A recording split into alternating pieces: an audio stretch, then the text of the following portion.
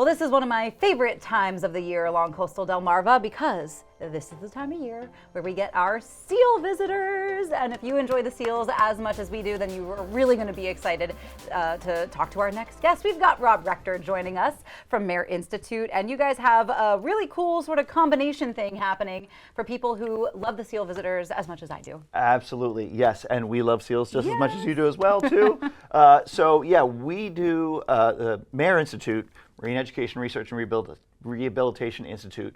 We provide narrated seal tours pretty much on a weekly basis with Cape Water tours, where we go out there to where the colony is, take some pictures, tell everyone about the colony that we have, and discuss it with and answer questions. But we always found, like, after these tours, everyone always had a ton of questions afterwards. They wanted to learn more, and sometimes the boat's not great for like showing video and pictures and all that stuff. So we decided to do s'more seals. Cute. In cooperation with Grain on the Rocks and Cape Water Tours. So you don't have to be a participant on the Cape Water Tours boat, but everyone's invited to just come by afterwards. It's immediately after those tours, and all the dates are on our website. Perfect. So all the dates and times are on there.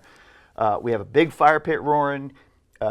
Grain has discounts for anyone who's attending. Nice. And we have a big presentation. We have artifacts such as what we have here. Yes. Where what do we have here? So we have a couple of different skull replicas. So we have two different seals in the sea colony, or in the seal colony out on the in the Delaware Bay. On the right-hand side are harbor seals, which are the smaller of the two. This guy? Yep, that guy. And then on the left is our gray seals. Those are the big guys and gals. Cute.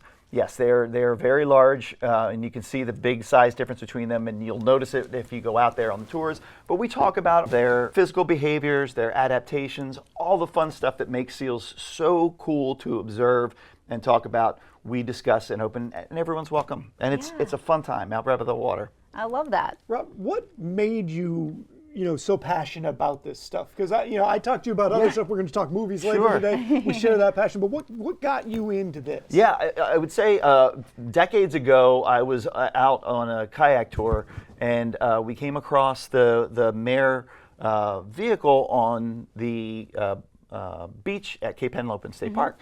And we pulled in there. I took all the people who were on my kayak tour with me. We all went to the shoreline, and it turns out there was a Riso dolphin. Very uncommon, but it had stranded itself. So this was the first time ever that a Riso dolphin was successfully rescued, rehabilitated, and re-released out into the wild. And Rocky, the Riso dolphin, there's actually a little video made of him and everything, but he is successfully swimming out in the water today. Yes. So being a part of that and having that enthusiasm of really helping these animals got me started, decades ago, and I've been with them ever since. Yeah, and helping these animals is, what MERR does. So I think this is also a good and appropriate time to remind people that if you are out and about on the beaches and you do happen to see a seal out on the beach, what should people do? What should they not do? Couldn't have said it better myself. Thank you for that prompt. But yes, we want to keep a safe distance.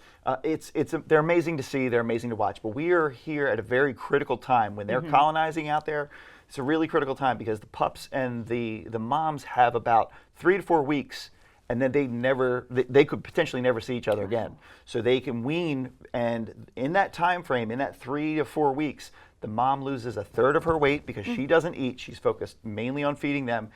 Conversely, the pups triple their body size because that milk exactly is so rich and high in fat. So they gain so much weight. So a lot of times they'll do what's called hauling out, where they just want to rest on the beach. So the less that we can provoke them and cause them to go back out into the water before they intend to, the better they're going to be and the better chances of survival. Perfect. Well, Rob, thank you so much for coming in today to talk s'more seals, but we're actually not done talking with Rob Rector like so many of us. He wears multiple hats. We're going to be talking some movies when we get back.